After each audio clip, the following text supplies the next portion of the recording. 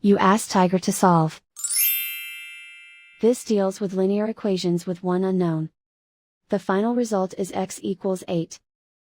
Let's solve it step by step. Group all x terms on the left side of the equation. Add x to both sides.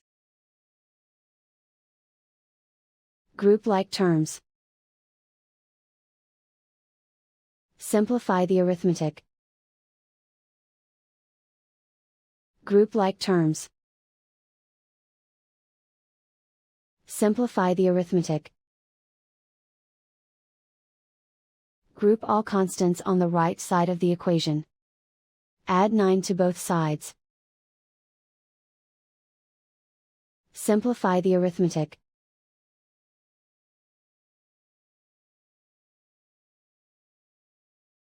Isolate the x. Divide both sides by 3. Simplify the fraction.